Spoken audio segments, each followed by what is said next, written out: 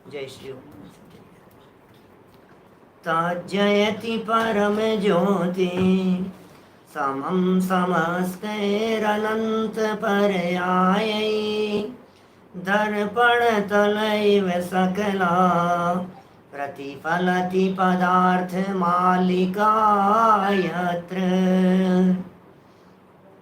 परमागमस्य बीजं निषिद्ध जात्यन्ध सिन्दुर्विधानं सकल नय विलसितानां विरोधमथनं नमाम्यनेकान्तं विरोधमथनं नमाम्यनेकान्तम्।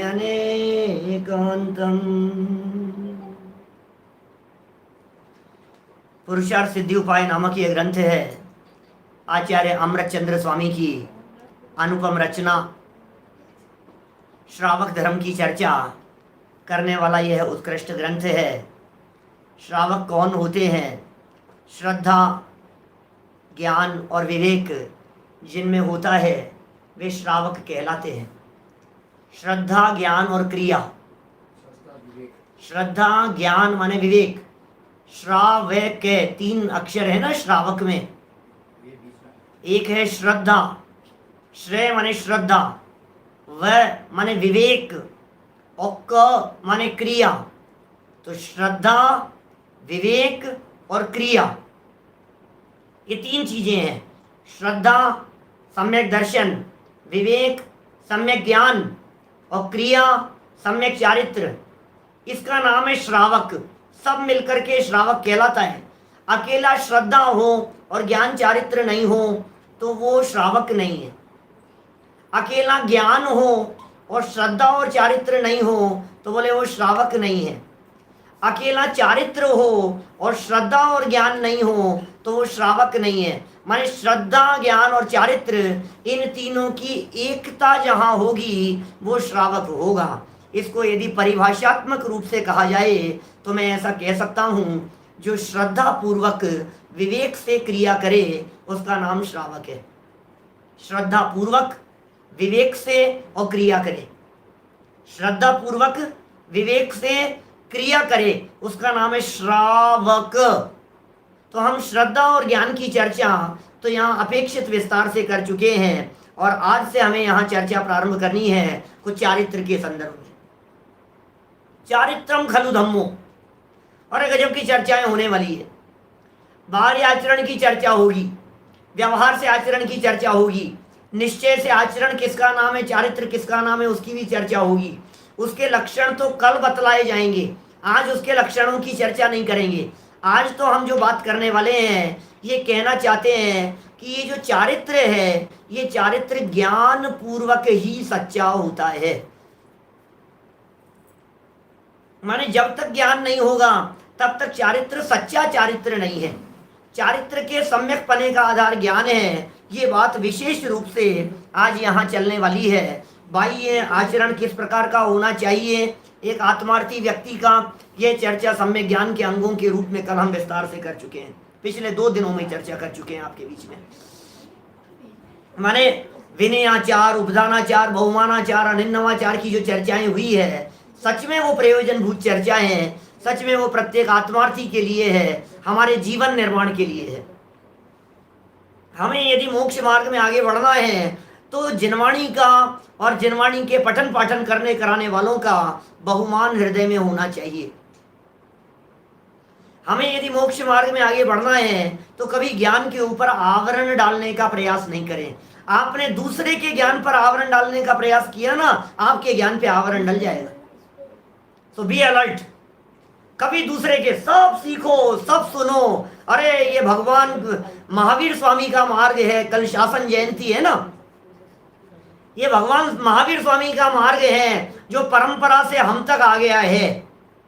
भगवान महावीर स्वामी ने ये सोच करके कहा होगा कि ये तो जैनियों के लिए ही है, दूसरों को नहीं मिले, मुझे मिल गया है अब दूसरों को क्यों मिले। अरे नहीं, ज्ञानी तो यह सोचते हैं सब सुनो, सब समझो, सब स्वीकार करो, ये जन जन का धर्म है।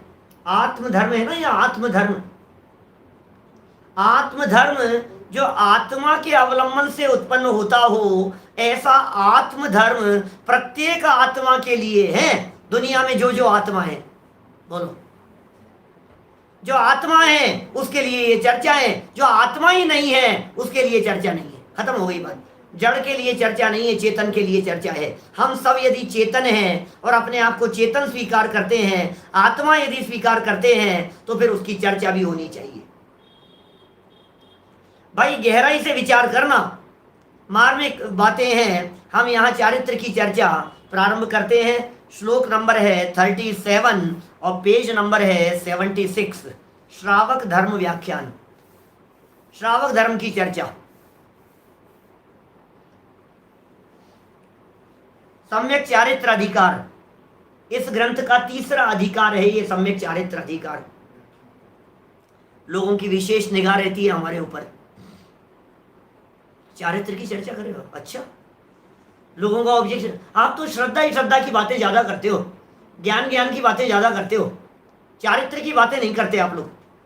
अरे भाई, जैसा चारित्र हमारे गुरुदेव के जीवन में दिखाई देता है, वैसा चारित्र दुनिया में बड़े बड़े लोगों का नहीं दिखाई देता है। जैसा चारित्र हमारे साधर्मियों का दिखाई देता है, जैसा चारित्र स्वाध्याय करने वालों का दिखाई देता है, जिनवाणी पठन पाठन करने वालों का दिखाई देता है, वैसा चारित्र दुनिया में लोगों का दिखाई नहीं देता। धर्मात्मा बनने वाले लोगों का, जो धर्मात्मा दिखते हैं समाज में। आत्मार्थी व्यक्ति होगा, स्वाध्यायी व्यक्ति होगा, रात्रि भोजन नहीं करता होगा, जमीकंद नहीं खाता होगा, अरे उत्कृष्ट आचरण का धनी होगा। ये स्वाध्याय जिसके जीवन में हो, अरे ज्ञान जिसके जीवन में आए और चारित्र नहीं आए, ऐसा कैसे हो सकता है? ज्ञान होगा तो चारित्र होगा ही होगा। ज्ञान और चारित्र का समन्वय है इस तरह का। बहुत प्राचीन भजन की पंक्तियां हैं। ज्ञान कला जिनके घट जागी, ते जग माही सहज वैरागी। क्या कहा? ज्ञान कला जिनके घट जागी, ते जग माही सहज वैरागी। जिनके घट में, जिनके अंतर में ज्ञान कला जागृत होती है, वे जगत में सहज में ही वैरागी हो जाते हैं। वह अपने आप ही वैरागी हो जाते हैं। ऐसा ही स्वरूप है, सहज है ये सारी बातें। देखिए, चारित्र अधिकार, सम्यक ज्ञान अंगीकार करने के पश्चात धर्मात्मा पुरुषों को क्या करना चाहिए, अब वही कहते हैं। सीधी सी बात है। जब ज्ञान की चर्चा हो गई, बोले अब बताओ साहब, अब क्या करें? अब क्या करें? जो तुमने सीखा है उसे जीवन में उतारो, और क्या करें? क्या लक्ष्मी चंद जी साहब, सीकर वाले, बोलो क्या करें? ज्ञान हमने प्राप्त कर लिया, बहुत ज्ञान प्राप्त कर लिया, अब क्या करें? बोले क्या, अब क्या करें? अब पूछ रहा है कि तो सम्यक दर्शन तो हो जाएगा पंडित जी, उसके बाद क्या करना है? सम्यक दर्शन के बाद क्या करना है? गाड़ी दौड़ेगी अब तो। मुझे यहां से जयपुर से मुंबई जाना है, महिपाल जी भाई साहब, बांसवाड़ा आना है मान लीजिए मेरे को जयपुर से। तो अब मेरे को यदि यहाँ से बांसवाड़ा आना है और मैंने हाईवे पकड़ लिया, बोले अब क्या करना है? बोले दौड़े जा, अब क्या करना है? समस्या तो तब तक थी ना जब तक हाईवे नहीं पकड़ा था। सम्यक दर्शन प्रकट करने के बाद में क्या करना है ये बताना नहीं पड़ता है, अपने आप होता है। ये समझाना नहीं पड़ेगा। तू तो सम्यक दर्शन का प्रयत्न कर, उसके बाद क्या होगा? बोले सम्यक ज्ञान होगा। सम्यक दर्शन और सम्यक ज्ञान होगा तो चारित्र होगा ही होगा, ज्ञान पूर्वक चारित्र। प्रश्न उठा दिया ऐसा, धर्मात्मा पुरुषों को अब क्या करना चाहिए? ज्ञान तो कर लिया भाई साहब, क्या जवाब देंगे बोलो? भोजन बन करके तैयार हो गया, उसे खाओ और आनंद लो, और क्या करें? देखिए, वही कहते हैं। 37 नंबर का श्लोक पढ़ता हूं, अमृत चंद्राचार्य को आपके सामने प्रस्तुत कर रहा हूं। विगलित दर्शन मोहे, समंजस ज्ञान विदित तत्वार्थै, नित्यमपि निप्रकम्पै, सम्यक चारित्रमालम्ब्यम्। अन्वयार्थ, विगलित दर्शन मोहे, क्या कहा? जिन्होंने दर्शन मोह का नाश कर दिया है। फर्स्ट स्टेप तो वो था ना, दर्शन मोह का नाश कर दिया है। फर्स्ट स्टेप पर दर्शन मोह जिसका चला गया है। समंजस ज्ञान विदित तत्वार्थ, और सम्यक ज्ञान से जिन्होंने तत्वार्थ को जाना है। दो बातें कह दी। माने चारित्र अधिकार लिख रहे हैं आचार्य देव, और चारित्र अधिकार लिखने से पहले दो जो पद दे दिए हैं, श्लोक के जो दो चरण दिए हैं, उन दो चरणों में यह बात बतला दी गई कि पिछले दो अधिकारों में जो कहा है वो होने के बाद तीसरे का नंबर आएगा। चारित्र का नंबर 3 नंबर पर है। पहले श्रद्धा, उसके बाद में ज्ञान, और उसके बाद में चारित्र। क्या श्रद्धा और ज्ञान के बिना तो चारित्र चारित्र के गीत गाता है। सारे दुनिया में चारित्र चारित्र के गीत गाए जाते हैं। दुनिया का हर व्यक्ति ये कहता है चारित्र चारित्र चारित्र, चारित्रम खलु धम्मो, झंडे दिखाए जाते हैं, चारित्रम खलु धम्मो जगह जगह बैनरों में मिलता है। भाई सुन, उस चारित्र के पहले चारित्र तो वृक्ष है, धर्म का विशाल वृक्ष है। उस धर्म के विशाल वट वृक्ष की आखिर जड़ भी तो होगी। वो जड़ क्या है? बोले दंसन मूलो धम्मो, वो जड़ है। सम्यक दर्शन जड़ है, सम्यक दर्शन नींव है, सम्यक दर्शन बेस है, सम्यक दर्शन आधार भूमि है। सम्यक दर्शन की आधार भूमि और जड़ के ऊपर ये चारित्र रूपी वट वृक्ष खड़ा होता है। चारित्र सबको दिखाई देता है, लेकिन उसके अंदर बैठा हुआ, छिपा हुआ, अंदर नींव में गई हुई ईंटें वो दिखाई नहीं देती। वो है श्रद्धा। ये कह रहे हैं, दो बातें कह दी। दर्शन मोह जिनका नाश कर दिया है, सम्यक ज्ञान से जिन्होंने तत्वार्थ को जाना है। दो बातें हो गई। नित्यमपि निप्रकंपैः, जो सदा काल अकंप अर्थात दृढ़ चित्त वाले हैं, ऐसे पुरुषों द्वारा सम्यक चारित्रम, सम्यक चारित्र अवलंबन करने योग्य है। क्या? ऐसे पुरुषों के द्वारा सम्यक चारित्र अवलंबन करने योग्य है। सदा काल अकंप दृढ़ चित्त वाले, दृढ़ चित्त वाले होने चाहिए। चलिए टीका पढ़ते हैं, टोडरमल जी क्या लिखते हैं इनके बारे में, देखिए जरा। सम्यक चारित्रम आलम्ब्यम, सम्यक चारित्र अंगीकार करना चाहिए।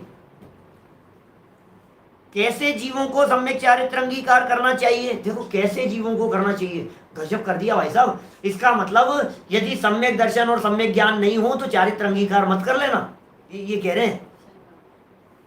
मैं नहीं कह रहा हूं, मेरी हिम्मत नहीं है।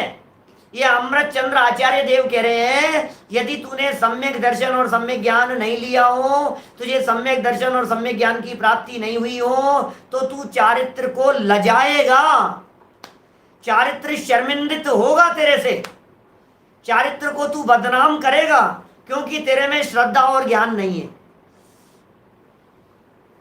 इन्हीं टोडरमल जी साहब ने सम्यक चारित्र माने मुनिव्रत अंगीकार करने की जहां प्रेरणा दी है मोक्ष मार्ग प्रकाशक ग्रंथ में, वो मोक्ष मार्ग प्रकाशक ग्रंथ, उसमें उन्होंने मुनि बनने के लिए 3 शर्तें बतलाई। कोई भी व्यक्ति जो मुनि बनेगा उसके लिए 3 अनिवार्य शर्तें हैं, 3 बातें होनी चाहिए। नंबर फर्स्ट क्या होना चाहिए भाई साहब? 1 नंबर पर बोले मुनि भूमिका के योग्य ज्ञान का होना, तत्व ज्ञान होना। 3 शर्तें बताई उन्होंने। मुनि भूमिका के योग्य जरूर होना चाहिए, आपको उतना ज्ञान जरूर होना चाहिए, भूमिका के योग्य ज्ञान होना चाहिए। नंबर 2, मुनि भूमिका में जो परिचय है उन्हें सहने की सामर्थ्य होना। वो सामर्थ्य है या नहीं तुम्हारे में, वो देखो, उस भूमिका के योग्य। 2 हो गए। और उस भूमिका के योग्य वैराग्य है या नहीं है, वो देखो। 1 ज्ञान होना चाहिए, एक वैराग्य होना चाहिए, और तीसरी शर्त कही परिचय सहने की सामर्थ्य होनी चाहिए। ऐसा है, परिचय सहने की सामर्थ्य होनी चाहिए। तो ये कह रहे हैं कैसे करना, सम्यक चारित्र अंगीकार करना चाहिए। कैसे जीवों को सम्यक चारित्र अंगीकार करना चाहिए? विगलित दर्शन मोहे, दर्शन मोह के नाश होने से जो तत्व श्रद्धानी हुए हैं उनको करना चाहिए चारित्र। दर्शन मोह जिनका नष्ट हो गया है, तत्व श्रद्धानी हो गए हैं, तत्वों में जिनकी श्रद्धा दृढ़ है, जो शरीर को भिन्न देखो तत्व श्रद्धानी का मतलब समझ गए आप? पिछले कई दिनों से सुबह चर्चा चल रही थी अपनी मोक्ष मार्ग प्रकाशक में। तत्व श्रद्धानी का मतलब समझे आप? तत्व श्रद्धानी का मतलब जिसे इस बात की श्रद्धा है कि मैं चैतन्य आत्मा हूं और शरीर अजीव तत्व है। तत्वार्थ श्रद्धान चाहिए ना। तो मैं चैतन्य आत्मा और ये जो शरीर दिखाई दे रहा है ये शरीर अचेतन तत्व है, तो फिर शरीर का परिणमन शरीर में होने दो और मुझे अपना काम करने दो। बोलो, शरीर शरीर का काम करे, तन तन का काम करे और चेतन चेतन का काम करे। तन चेतन को भिन्न पहचान जीवन सफल हुआ है आज। बोलो, तन और चेतन को भिन्न भिन्न पहचान करके जीवन सफल हुआ है आज। ये है तत्व श्रद्धान। पहले तत्व श्रद्धान करो। क्या सबसे पहले तत्व श्रद्धान होना चाहिए। तत्व श्रद्धानी हुए हो। और कैसे है? बोले समंजस ज्ञान विदित तत्वार्थी, जिन्होंने सम्यक ज्ञान से तत्वार्थ जाना है। इसका मतलब तत्वार्थ को जानो और तत्वार्थ की श्रद्धा करो। इतना हो जाए उसके बाद में चारित्र अंगीकार करो। क्या क्या चांदीवाल जी साहब बोलो, है कि नहीं ऐसा? माने चारित्र अंगीकार करने की विधि क्या है? चारित्र अंगीकार करने की प्रक्रिया क्या है? बोले पहले सम्यक दर्शन, फिर सम्यक ज्ञान, फिर सम्यक दर्शन और सम्यक ज्ञान पूर्वक क्या करें? सम्यक दर्शन और सम्यक ज्ञान पूर्वक चारित्र अंगीकार करो। देखिए तथा कैसे है? नित्यमपि निप्रकंपई, धारण किए गए आचरण में निरंतर निष्कंप है। जिन्होंने आचरण को धारण किया हो उसमें निरंतर निरंतर निष्कंप है। जो आचरण धारण कर लिया अब उसमें चलायमान नहीं होते। पिताजी साहब ख्याल में आ रही है बात? एक बार जो नियम ले लिया, क्या मजाल जो उससे फिर जावे, क्या मजाल जो उसमें चलायमान हो जावे। क्या टोडर मंजिल ने मोक्ष मार्ग प्रकाशक ग्रंथ में 237 पेज नंबर देखना। क्या 2-3 पेजों में चर्चा की है, वहां प्रतिज्ञा के संदर्भ में चर्चा की है। प्रतिज्ञा लेने का विधान बतलाया है, कैसे ली जाती है प्रतिज्ञा। अरे गजब का पैराग्राफ दिया है, पर प्रतिज्ञा कैसे ली जाती है। प्रकरण आएगा तो हम तुम्हारे को बतलाएंगे वहां, लेकिन उसमें टाइम लगेगा। जब वो प्रकरण आएगा तब मैं आपको खोल करके दिखाता हूं। देखो आप 239 पेज पर होगा, 239 पेज पर है। पढ़ूं? जैन धर्म में प्रतिज्ञा न लेने का दंड तो है नहीं। क्या जैन धर्म में तो ऐसा उपदेश है कि पहले तो तत्वज्ञानी हो। टोडरमल जी लिख रहे हैं प्रतिज्ञा कैसे ली जाती है, चारित्र कैसे अंगीकार किया जाता है, वो समझना जरा गहराई से। आप लोगों में से अनेक लोग ऐसे हैं जिनके कई बार मैसेज आते हैं, पंडित जी प्रतिज्ञा लेनी है, पंडित जी नियम लेना है। पंडित जी नियम लेने का भी कोई विधान है क्या? चारित्र लेने की कोई विधि है क्या? चारित्र लेने की कोई प्रक्रिया है क्या? कि बिल्कुल प्रक्रिया है। साहब हमें तो किसी ने, हमने तो पूछा था किसी से तो उन्होंने कहा कुछ नहीं होता, तुम तो ले लो बस, छोड़ दो, हो गया प्रतिज्ञा। नहीं, ऐसा नहीं चलेगा। विधान बता रहे हैं। 239 नंबर पेज है मोक्ष मार्ग प्रकाशक का। बोले क्या कह रहे हैं? जैन धर्म में तो ऐसा उपदेश है कि पहले तो तत्वज्ञानी हो। पॉइंट देखना, उपयोग में एकाग्र रखना। समझ में नहीं आए तो इस रिकॉर्डिंग को पीछे से दोबारा सुन करके नोट करना, एक एक पॉइंट किताब में से खोल करके नोट करना। पहला पॉइंट कहा तत्वज्ञानी हो। दूसरा पॉइंट कहा फिर जिसका त्याग करे उसका दोष पहचाने। बोलो।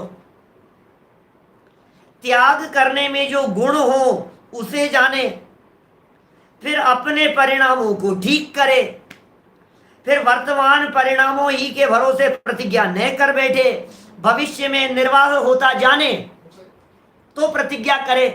कितनी बातें कह रहे हैं मतलब, भविष्य में निर्वाह होता जाने तो प्रतिज्ञा करे, तथा शरीर की शक्ति व द्रव्य क्षेत्र काल भावादिक का विचार करे।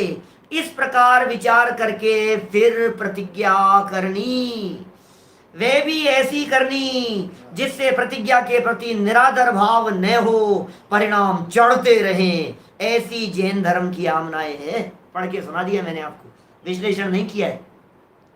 प्रतिज्ञा लेने का विधान नाम से मेरा एक प्रवचन है यूट्यूब पे, उसमें शायद विश्लेषण होगा उसका, थोड़ा प्रकरण आएगा तब करूंगा। लेकिन अभी तो इतनी बात तो समझ में आ गई ना कि प्रतिज्ञा लेना हो तो आगे पीछे का विचार करके लेना, भविष्य के बारे में विचार करना, शरीर की स्थिति के बारे में विचार करना, तत्वज्ञानी होना, ये सब बातें कंपलसरी है, वैसा हवा में नहीं है। ये बातें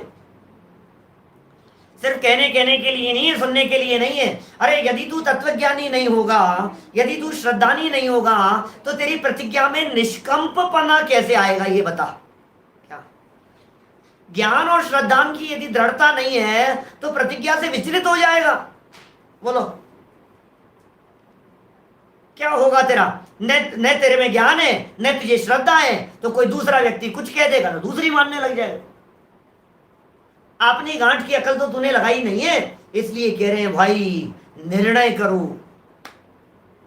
तत्व निर्णय करो, तत्वाभ्यास करो। तत्व निर्णय और तत्वाभ्यास पूर्वक इन बातों को जीवन में उतारे बिना काम नहीं चलेगा। समझ में आ रही है? देखिए क्या कह रहे हैं, तथा कैसे हैं नित्यमपि निप्रकंपई, धारण किए गए आचरण में निरंतर निष्कंप है, जो ग्रहण किए हुए आचरण को किसी भी प्रकार नहीं छोड़ते, ऐसे जीवों को सम्यक चारित्र अंगीकार करना चाहिए। इतनी दृढ़ता है आप में, प्राण जाए पर वचन न जाए, है इतनी दृढ़ता। मर जाएंगे लेकिन अपनी प्रतिज्ञा को छोड़ेंगे नहीं। बोलो इतनी दृढ़ता होनी चाहिए भाई साहब। क्या इतनी दृढ़ता यदि अंदर में नहीं हो, अरे जीवन चला जाए तो चला जाए, हम तैयार हैं प्राण न्यौछावर करने के लिए, लेकिन प्रतिज्ञा एक बार जो ले ली है, क्या मजाल जो उस प्रतिज्ञा से फिर जाए। हम नहीं फिरेंगे फिर उस प्रतिज्ञा से। भरत भाई प्रतिज्ञा से नहीं फिरेंगे फिर, एक बार ले ली है हमने प्रतिज्ञा, दृढ़ हो गए हैं हम, इसलिए दृढ़ श्रद्धानी की जरूरत है। और वो क्या होगा, ज्ञान होता है ना, ज्ञान वो विचलित नहीं होने देता है। श्रद्धा होती है ना, उससे फिर वो चारित्र से डगमगाता नहीं है। और फिर कदाचित डगमगा भी जाए तो जो श्रद्धा होती है वो उसको वापस सही रास्ते पर ले आती है। क्योंकि कई बार ऐसा होता है ना, श्रद्धा से तो विचलित नहीं हुआ, क्या दंसण भट्टा भट्टा, दंसण भट्टा ने सिज्जंती, सिज्जंती चरिये भट्टा, दंसण भट्टा ने सिज्जंती। ये गाथा है अष्टपाउड़ की मूल गाथा, कुंदकुंदाचार्य देव की लिखी हुई। वो कह रहे हैं जो दर्शन से भ्रष्ट हैं वो तो भ्रष्ट ही हो गए, जो श्रद्धा से भ्रष्ट हैं। जो चारित्र से भ्रष्ट हो गए हैं वो फिर कदाचित तिर जाएंगे यदि श्रद्धा मौजूद है तो। चारित्र से हो गए ना अभी, कोई बात नहीं, वो चारित्र दोबारा अंगीकार कर लेंगे, रिपीट हो जाएगा उनको। क्यों हो जाएगा? क्योंकि श्रद्धा है। अभी चारित्र मोह की कमजोरी से थोड़ा विचलितपना हो गया था, लेकिन घबराने की जरूरत नहीं है, पुनर्चारित्र वापस हो जाएगा क्योंकि श्रद्धा दृढ़ है। चलिए आगे बढ़ते हैं, अपन भावार्थ पढ़ते हैं। दो ही लाइन में है भावार्थ। पहले सम्यक दर्शन प्राप्त करके सम्यक ज्ञानी होकर पश्चात निश्चल वृत्ति धारण करके सम्यक चारित्र अंगीकार करना चाहिए। बात खत्म हो गई। फर्स्ट नंबर पर सम्यक दर्शन, फिर सम्यक ज्ञानी, उसके बाद में निश्चल वृत्ति। निश्चल का मतलब परिणाम नहीं बिगड़ने चाहिए। अभी वाक्य पढ़ा ना अपन ने 239 का, परिणाम नहीं बिगड़ने चाहिए, प्रतिज्ञा के प्रति विराधना का भाव नहीं आना चाहिए, नियम के प्रति ऐसा परिणाम नहीं आना चाहिए और यार मैं भी कहां फंस गया यार प्रतिज्ञा लेकर के। यार उन्होंने तो इतना लच्छेदार भाषण दिया कि उनके भाषण में प्रभावित होकर के मैंने तो तत्काल छोड़ दिया। अब बाद में घर आया तो लगा कि यार मैं तो ज्यादा दिक्कत हुई है, मैंने क्यों छोड़ दिया मैंने ऐसा। तो भाई ऐसे भावुकता में नहीं लिए जाते हैं निर्णय। आप यदि प्रतिज्ञा ले रहे हो तो भावुकता में प्रतिज्ञा नहीं ली जाती है। निर्णय भावुकता में नहीं होते हैं। समझ में आ रही है बात? सोचो, विचारो उसके बारे में। निश्चल वृत्ति धारण करके सम्यक चारित्र अंगीकार करना चाहिए। अब कुछ नियम बतला दिया है इन्होंने ज्ञान पूर्वक ही चारित्र का। बहुत सुंदर बातें हैं यहाँ। 77 नंबर पेज है, 38 नंबर का श्लोक है। उत्थानिका में कहते हैं, सम्यक ज्ञान के बाद ही सम्यक चारित्र अंगीकार करने का कारण कहते हैं। सम्यक ज्ञान के बाद ही सम्यक चारित्र अंगीकार करने का क्या कारण है? क्यों भाई साहब ज्ञान के बाद चारित्र की क्यों बात कर रहे हो? ज्ञान तो होता रहेगा, एक बार चारित्र तो ले लो। हो सकता है भाई दुनिया में लोग हैं इस तरह के। कई लोग मिलते हैं, वो ऐसा तर्क करते हैं, जो यहां उठाए हैं ना प्रश्न, वो ऐसा कहते, पंडित जी ज्ञान के चक्कर में मत उलझो, तो चारित्र ले लो पहले। चावड़ा जी साहब, चारित्र ले लो तुम तो पहले। अब पहले चारित्र ले लो मतलब बोलो, बोले फिर क्या है? एक बार यदि तुमने चारित्र ले लिया तो फिर चारित्र ले लेने के बाद, मुनि बन जाने के बाद फिर काम नाम तो कुछ है नहीं, बैठे बैठे ज्ञान लेते रहना, पढ़ते रहना, और क्या है? तो चारित्र पहले ले लो, ज्ञान बाद में होता रहेगा धीरे धीरे, फिर काम क्या है भाई? फिर उसके बाद में क्या होगा? आप मुनि बन जाएंगे, और मुनि बनने के बाद में फिर आप दिन भर बैठे रहेंगे, फ्री भी रहेंगे, तो आप करते रहना, आपको जैसा भी, जब जैसा अवसर मिले, जैसा समय मिले। दिन अब समय ही समय है, फिर तो क्या है? जब कमाना नहीं है, जब खाने के लिए जाना है, बना बनाया मिल जाना है, जब बाजार का काम नहीं है, पत्नी परिवार नहीं है, बीवी बच्चे नहीं है, तो कुछ नहीं है, दिन भर स्वाध्याय ज्ञान ज्ञान ज्ञान होता रहे, लेकिन चारित्र ले लो पहले। ये लोगों का एक प्रश्न रहता है। हमसे भी कई लोगों ने इस प्रकार का प्रश्न कई बार सामने किया है। देखो जवाब क्या दे रहे हैं, कारण बतला रहे हैं। अमृत चंद्राचार्य के सामने भी शायद ऐसा प्रश्न आया होगा, है? उनके सामने भी शायद इस तरह का प्रश्न रखा होगा किसी ने। क्या कह रहे हैं 38 नंबर? नहीं सम्यक व्यपदेशम चरित्र ज्ञान पूर्वकम लभते ज्ञानानंतर मुक्तम चारित्राराधनम तस्मात्। क्या? अज्ञान पूर्वकम चरित्रम, अज्ञान सहित चारित्र, सम्यक व्यपदेशम, सम्यक नाम नहीं लभते, प्राप्त नहीं करता। ओह गजब है भाई साहब। तस्मात् ज्ञानानंतरम, इसलिए सम्यक ज्ञान के पश्चात ही, ज्ञान अनंतरम, ज्ञान के पश्चात ही चारित्र आराधनम, चारित्र का आराधन कहा गया है। गजब बात है भाई साहब, क्या सुंदर तर्क दे रहे हैं, बोलो कितनी सुंदर बात कह दी है। ज्ञान सहित चारित्र, ज्ञान के साथ में ही चारित्र सम्यक नाम प्राप्त करेगा, नहीं तो चारित्र है ही नहीं, वो झूठा चारित्र है। फिर तो वो प्रदर्शन मात्र है, फिर तो वो दिखावा मात्र है, फिर तो वो ढोंग है, फिर तो वो नाटक है, फिर तो वो प्रदर्शन है दुनिया को दिखाने के लिए। उसमें हकीकत कहाँ है? उसमें सच्चाई कहाँ है? अंदर में ज्ञान तो था नहीं। आपने क्या किया? वेश धारण कर लिया, कपड़े उतार दिए तुमने, चारित्र ले लिया तुमने। अभी ये जो चारित्र की बात, अभी यद्यपि मुनि भूमिका वाले चारित्र की चर्चा ये नहीं करेंगे, तो श्रावकों के चारित्र की चर्चा करेंगे ना। अभी तो श्रावकाचार ग्रंथ है, अभी तो हमारी भूमिका में क्या चारित्र हो सकता है, हमारी भूमिका में क्या पालन हो सकता है, हमारी भूमिका में निश्चय से चारित्र क्या होगा और व्यवहार से चारित्र क्या होगा और बहिरंग आचरण किस प्रकार का होना चाहिए, वो चर्चाएं टोडरमल जी साहब बताएंगे। आगे धीरे धीरे बताएंगे, चलेगी वो चर्चा। देखिए क्या कह रहे हैं, टीका पढ़ो इसके बारे में, क्या बातें है। पहले सरल अर्थ पढ़ दो ऊपर वाला, संस्कृत हटा करके अन्वय अर्थ में से संस्कृत हटा के सरल वाक्य पढ़ते हैं। अज्ञान सहित चारित्र सम्यक नाम प्राप्त नहीं करता, इसलिए सम्यक ज्ञान के पश्चात ही चारित्र का आराधन कहा गया है।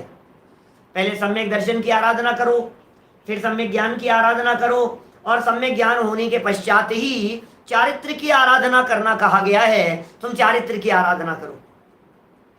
सम्यक दर्शन, सम्यक ज्ञान, फिर सम्यक चारित्र की आराधना 3 नंबर पर होती है। टीका, अज्ञान पूर्वकम चरित्रम सम्यक व्यपदेशम नहीं लभते। जिसके पूर्व में अज्ञान भाव हो, जिस जीव के पूर्व में माने पहले अज्ञान भाव हो, पहले ऐसा चारित्र सम्यक संज्ञा को प्राप्त नहीं करता। अज्ञानी व्यक्ति है, वे चारित्र थोड़ी ना कहलाएगा। तुमने छोड़ा तो क्यों छोड़ा बतलाओ, वो चारित्र नहीं कहलाएगा। ज्ञान नहीं है तुम्हारे पास में, विवेक नहीं है तुम्हारे पास में, समझ नहीं है। प्रथम यदि सम्यक ज्ञान न हो और पाप क्रिया का त्याग करके चारित्र भार धारण करे, चारित्र भार क्या, कहां से शब्द लाते हैं, टोडरमल जी के शब्द हैं टीका के। जिसके पूर्व में अज्ञान भाव हो, ऐसा चारित्र सम्यक संज्ञा को प्राप्त नहीं होता। प्रथम यदि सम्यक ज्ञान न हो, यदि सच्चा ज्ञान नहीं हो, यदि आपको सम्यक ज्ञान की प्राप्ति नहीं हुई तो, और पाप क्रिया का त्याग करके चारित्र भार धारण करे, पाप क्रिया का तो त्याग कर दिया और चारित्र का वजन माथे पर ले लिया, तो वह सम्यक चारित्र नाम प्राप्त नहीं करता। अरे ज्ञान के बिना चारित्र बोझा है, ये कह रहे हैं। सही बताओ, प्रैक्टिकल सोचो अपनी लाइफ में, अपने अपने जीवन में सोचो। आपने यदि बचपन में बिना समझे हुए रात्रि भोजन का त्याग कर दिया हो तो फिर वो क्या कहलाएगा, वो बोझा कहलाएगा माथे पर। जबरदस्ती ढोए जा रहे हो आप उस प्रतिज्ञा को, नहीं होता है ऐसा।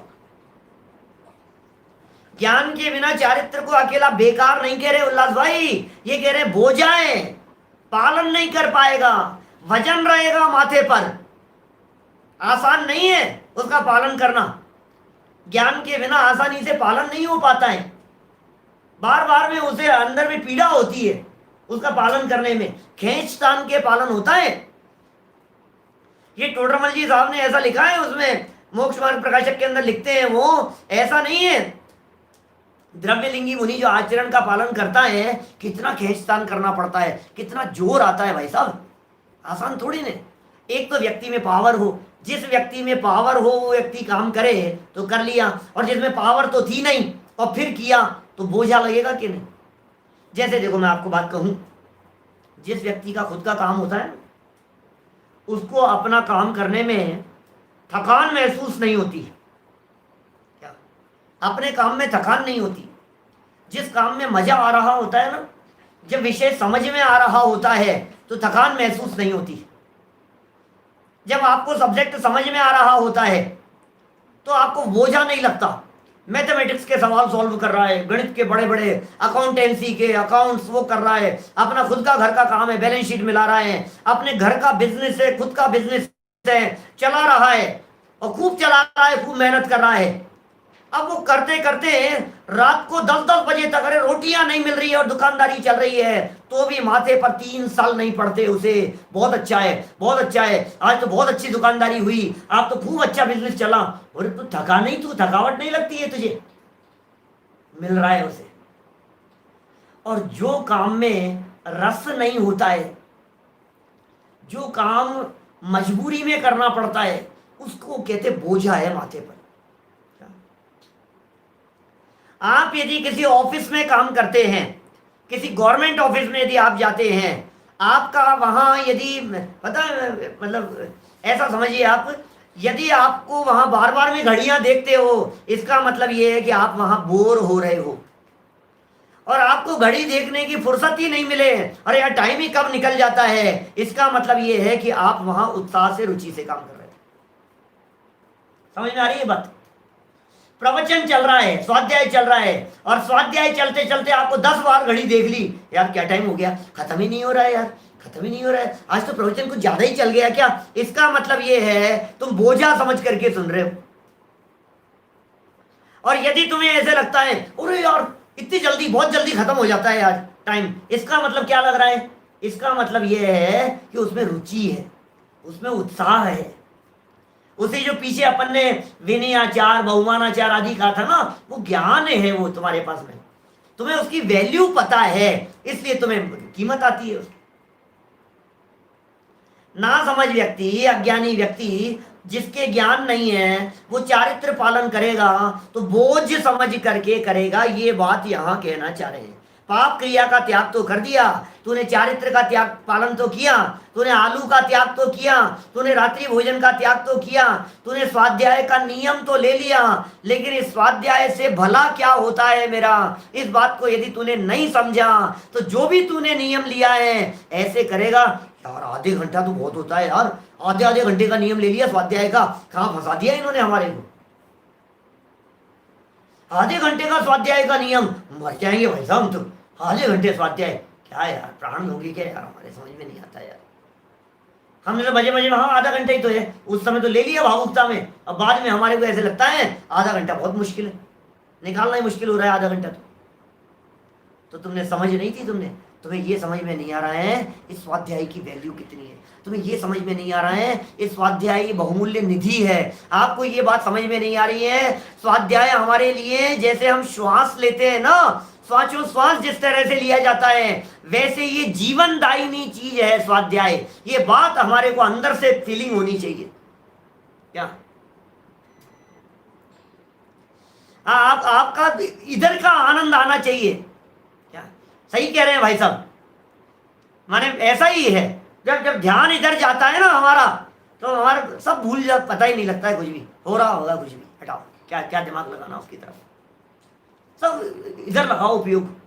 सब पाप क्रिया छोड़ दी साहब, सब छोड़ तो दिया साहब मैंने, सब त्याग तो कर दिया मैंने, लेकिन सब रहा नहीं जा रहा है सब बार बार में। तो तूने समझ करके त्याग किया था क्या।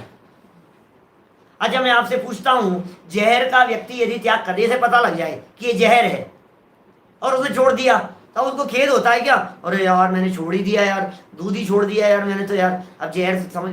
अरे तुझे पता लग गया तो खुशियां मना उसके त्याग करने में, क्रिया पालन करने में, चारित्र पालन करने में यदि पहले ज्ञान होगा तो खुशी मनाएगा, आनंद मनाएगा, मजा आएगा तेरे को उसमें। जिग्नेश भाई, स्वाध्याय को परम तप कहा गया है। ये जो पालन कर रहा है इधर, क्रिया का जो पालन कर रहा है और समझ थी, मजा आता चला जाता है। जो जो त्याग की वृत्ति बढ़ती है मजा आता है, आनंद आता है, उत्साह आता है, खुशी बढ़ती है, हाँ मजा आ गया, ये विकल्प मुक्त हो गए हम, त्याग कर दिया हमने, मजा आना चाहिए। टोडरमल जी की लाइनें बड़ी गजब की है। मैं तो ये भार शब्द का जो प्रयोग किया है ना, ये भार शब्द कैसा है, गजब है। जैसे बोझा ढोता है ना कोई व्यक्ति, माथे पर लेकर के बोझा ढोए, मूर्ख व्यर्थ ही बोझा ढोता, पर के कर्तृत्व का बोझा हमारे माथे पर है, कमाने का बोझा हमारे माथे पर। देखो दो तरह की महिलाएं होती है घर में, एक वो कि जो मेहमान आए ना तो आ जाए तो उनके लिए फटाफट खाना तैयारी है वो सब, और दूसरे ऐसे कि आने वाले हो ना तो माथे पर 3 साल पड़ जाए, अरे बाप रे अब क्या होगा। देखो यदि आपके पास में रुचि है, आपके घर का व्यक्ति, जैसे समझो आपके भाई आने वाले हैं, आपके साले आने वाले हैं, बच्चे के मामा आने वाले हैं मान लो, क्या तो बोलो अब माथे पे 3 साल पड़ते हैं क्या, 3 लोगों का खाना एक्स्ट्रा बनेगा, 3 साल पड़ते हैं क्या, और अनजान व्यक्ति कोई आ गया तो माथे पे 3 साल पड़े। इसका मतलब ये है सारा खेल आपके ज्ञान और रुचि का है, अपनेपन का है, ये है। माने आप वही चीज, सेम चीज है, किसमें आपने वजन समझ लिया और किसमें आपने सही है समझा, समझ लो आप, ज्ञान का चमत्कार है, मेरा कहने का मतलब ये है। बात समझ में आ रही है। ज्ञान ज्ञान देखो क्या कह रहे हैं, जिसके पूर्व में अज्ञान भाव हो ऐसा चारित्र सम्यक ज्ञान को प्राप्त नहीं होता। प्रथम यदि सम्यक ज्ञान न हो, सम्यक ज्ञान नहीं हो तो, और पाप क्रिया का त्याग करके, सम्यक ज्ञान तो था नहीं,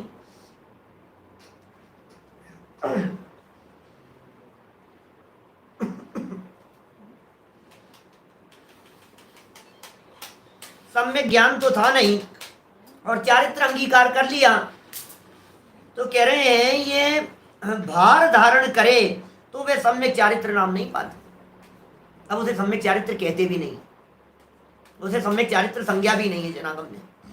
देखिए आगे पढ़ते हैं, एक पैराग्राफ और है। जैसे बिना जाने औषधि का सेवन करे तो मरण ही होगा। बड़ा गजब का उदाहरण है। इस उदाहरण को कभी हम नए चक्र पढ़ाते समय खोलते हैं, इसकी चर्चा करते हैं।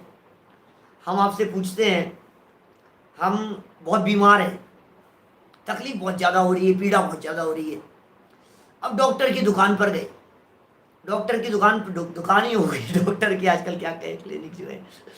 आप मेडिसिन सेंटर पे गए, मान लीजिए दवाइयों की दुकान थी, दवाइयों की। आप वहाँ गए और डॉक्टर सारे बंद थे, सब परिस्थितियाँ ऐसी थी, बंद की थी। और आप वहाँ चले गए और वहाँ जाकर के आपने देखा कि अब वहाँ पर भी वो दुकान पर वो आदमी दवाई देने वाला है नहीं। अब दुकान पर दवाई देने वाला आदमी है नहीं और हमने देखा कि यार ये दवाइयों से भरी हुई है दुकान। मैं बीमार, और दवाई काहे के लिए होती है? बीमारी मिटाने के लिए। मेरे दर्द और दवाई लेने से होता है दर्द दूर। अब क्या करें बोलो?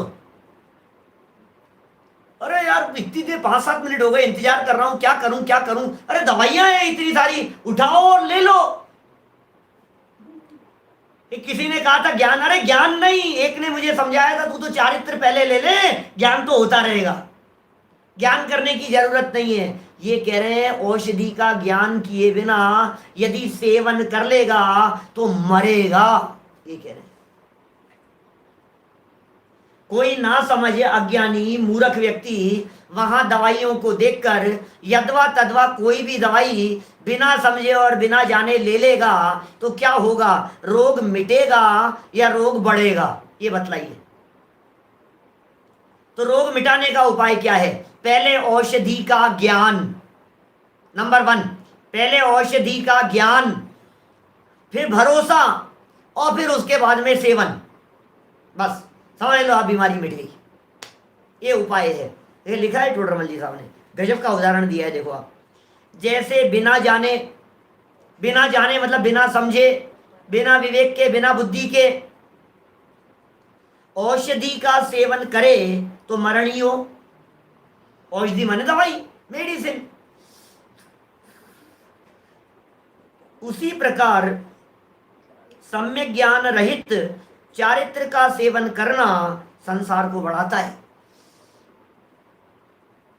सम्यक ज्ञान रहित चारित्र का यदि सेवन करेगा तो वो क्या करेगा?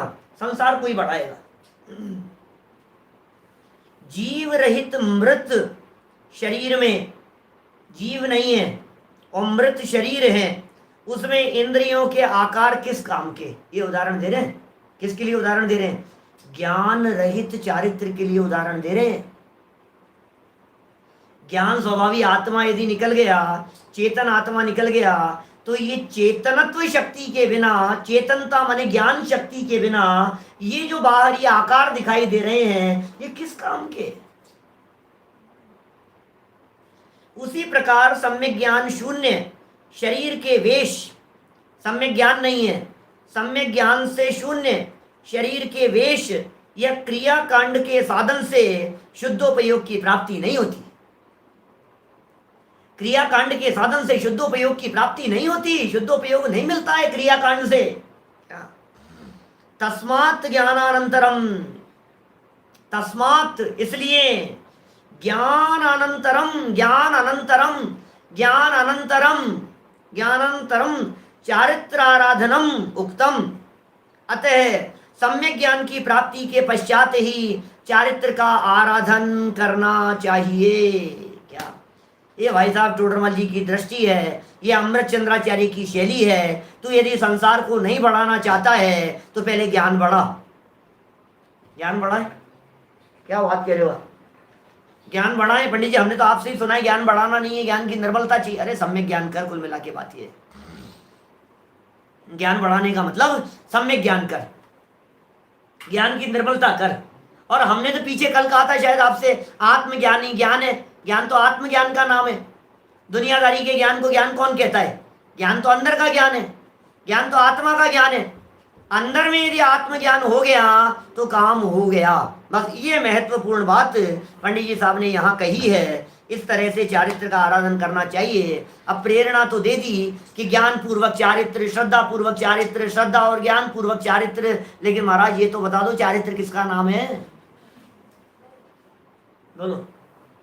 अब श्रद्धा पूर्वक और ज्ञान पूर्वक चारित्र लेना है, लेकिन चारित्र कहते किसे हैं? चारित्र की पहचान का चिन्ह क्या है, चारित्र का लक्षण क्या है, इसकी चर्चा करेंगे कल ठीक रात्रि 8 बजे। अभी की बात को यहीं विराम देते हैं। जय श्री ओम। श्रुत पंचमी के क्या वीर शासन जयंती की चर्चा करूंगा कल शाम को, नहीं सुबह के व्याख्यान में, या तो लाइव करूंगा नहीं तो फिर रेस्ट करना होगा तो रिकॉर्डिंग डालूंगा सुबह। लेकिन नया प्रवचन होगा, पुराना नहीं है, तो सब लाभ लेना उसका 9-20 पे जो अपना चलता है। उसमें वीर शासन जयंती क्या है, कल दिवस है ना वीर शासन जयंती का, विशेष व्याख्यान सुबह का। निज निधि निज में बताई यह अनंत उपकार है, उसके लिए जनवाणी माँ को वंदना शत बार है, वंदना शत बार। जय नौ बार नमो कार मंत्र नमो।